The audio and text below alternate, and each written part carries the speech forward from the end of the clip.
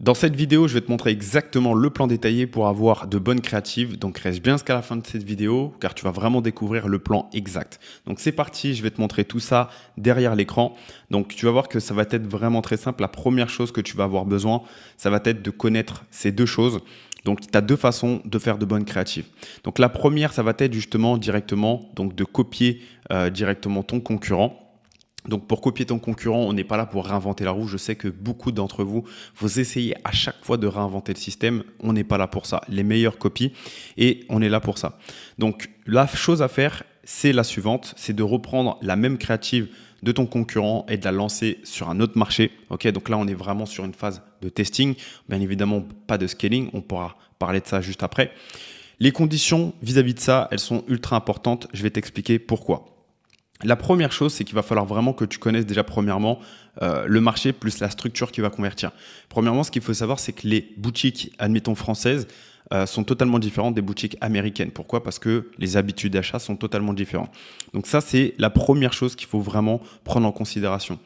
Ensuite, ce qu'il faut vraiment faire attention, ça va être aussi au niveau de Facebook. Il y a un risque de bannissement et une hausse des CPM et plein d'autres choses si jamais tu copies directement, en gros, une créative que tu as trouvée, que ce soit dans la bibliothèque publicitaire ou que sais-je.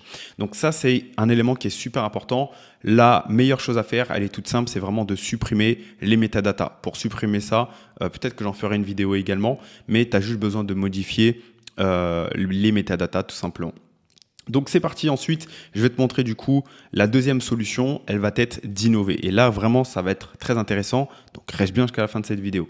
Donc là, la façon d'innover, elle est toute simple. La première, ça va être de contacter des créateurs UGC. Donc tu peux le faire de deux façons. Tu peux aller sur ce site, qui est un très bon site que je vais te recommander, vraiment Viral E-com Ads, peut-être que tu dois le connaître un petit peu. Si tu ne le connais pas, je t'invite à aller faire un petit tour. Je n'ai pas de lien d'affiliation ou quoi que ce soit. Donc voilà, tu peux déjà premièrement aller sur ce site-là.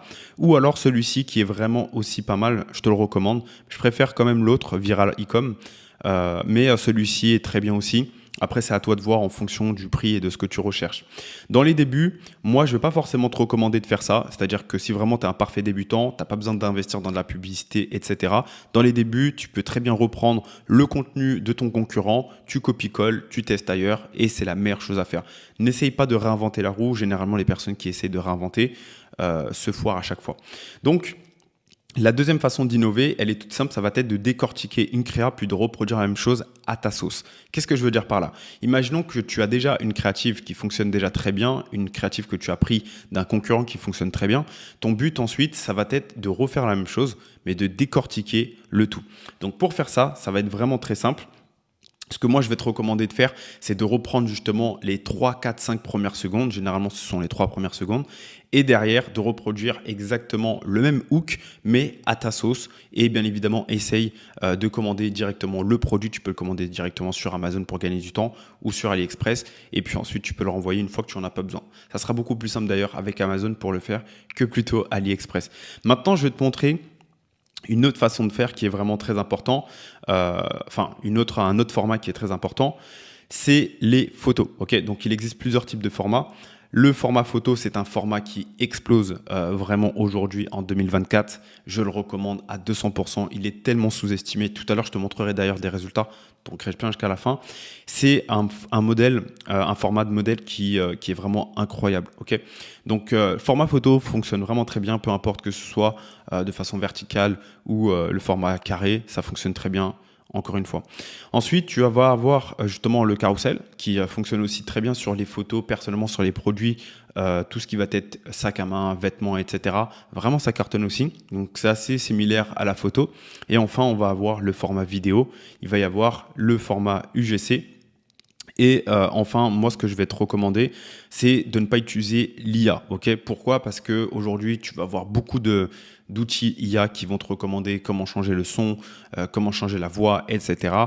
Pour moi, ce n'est pas du tout nécessaire dans les débuts. Bien évidemment, une fois que tu auras un produit qui va vraiment fonctionner, tu vas avoir la capacité de pouvoir le faire et c'est ce que moi-même je fais.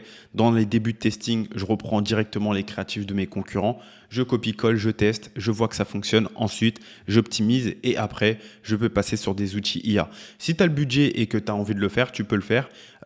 Et peut-être aussi que ça sera le sujet d'une autre vidéo, donc tu pourras me le mettre dans les commentaires et j'en ferai une vidéo dédiée à ça sur les IA qui existent pour faire de meilleurs créatives.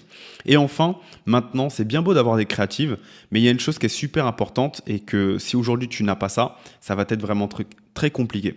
Donc en fait, c'est très simple, c'est de savoir exactement comment savoir si tu as une bonne créative. Car là, c'est cool, tu sais exactement comment faire des bonnes créatives, mais comment savoir si tu as une bonne créative? Si aujourd'hui tu ne sais pas comment savoir si tu as une bonne créative, ça va être très compliqué pour toi.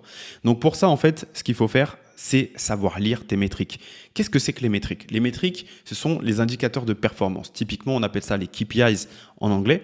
En français, ce sont les métriques. Les métriques te permettent de comprendre exactement pourquoi ton produit fonctionne, pourquoi il ne marche pas. Le problème majoritairement d'ailleurs d'entre vous, pourquoi vous n'arrivez pas à faire d'argent, c'est parce que vous ne savez même pas que les KPIs existent. Littéralement, je te donne un exemple, si demain tu prends ta voiture et que tu vas sur l'autoroute, si tu ne sais pas lire sur ton tableau de bord que tu as le frein à main, c'est normal qu'il se passe quelque chose. Ok? Ici, c'est pareil, quand tu lances, que ce soit sur Facebook, TikTok, Snapchat, anyway, aujourd'hui, si tu ne sais pas lire tes métriques, tu fonces dans le mur. Donc, comment apprendre à lire ces métriques? C'est quelque chose de très important, comment les comprendre même. Donc c'est très simple. La première façon, et c'est moi la façon que j'ai employée il y a exactement 5 ans de ça, c'est de dépenser en ads pour apprendre. Donc j'ai dépensé quasiment plus de 3000 €, même bien plus que ça, pour apprendre à le faire. L'inconvénient du coup de tout ça, c'est quoi? C'est que tu vas perdre beaucoup d'argent, beaucoup de temps aussi. Ça, c'est vraiment la réalité. Maintenant, l'avantage dans tout ça, c'est que j'ai quand même compris. Ok, donc, moi, j'ai une façon de retourner toujours les situations dans le sens où soit j'apprends, soit je gagne. Il n'y a pas de négatif. Donc ça, c'est la première chose. Et ensuite, je vais te montrer du coup comment tu vas pouvoir faire la deuxième façon.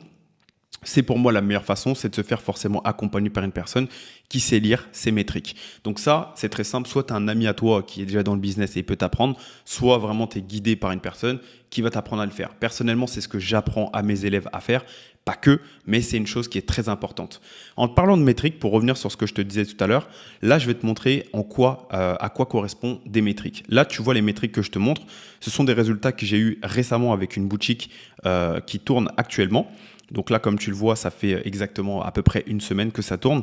Là, on est en Broad, donc je crois que je vous en avais déjà parlé. Je vous ferai aussi une vidéo sur le sujet si vous voulez. Moi, je lance que des publicités en Broad. Donc là, comme tu le vois, le CTR, il est très faible. Généralement, un bon CTR, ça va être tout ce qui était à partir de 2. Tout ce qui est au-dessus, ça commence à devenir très intéressant. Au-dessus de 5, c'est vraiment très performant. Et enfin, bien évidemment, comme tu le vois ici, le ROS, le retour sur investissement, est très intéressant. Mon BE est très faible, on est quasiment à 1,70. Et voilà, donc aujourd'hui, ce qu'il faut vraiment comprendre, c'est que les métriques, qu'est-ce que c'est que les métriques? C'est ce que tu vas voir ici, donc tout ce qui va être CPM, CTR, CPC, ajout au panier, clic, ROS, le BE, ok, donc le break-even, ton seuil de rentabilité. Toutes ces métriques sont super importantes.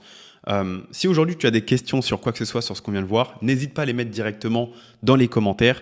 Et puis, si jamais ça t'intéresse d'être réellement accompagné pour apprendre enfin à maîtriser justement de vraies compétences pour réussir dans ce business, je t'invite directement à cliquer sur le lien en dessous de cette vidéo. Et puis nous, on se retrouve pour une prochaine vidéo. Et mets-moi dans les commentaires quel type de vidéo tu voudrais avoir pour la prochaine fois.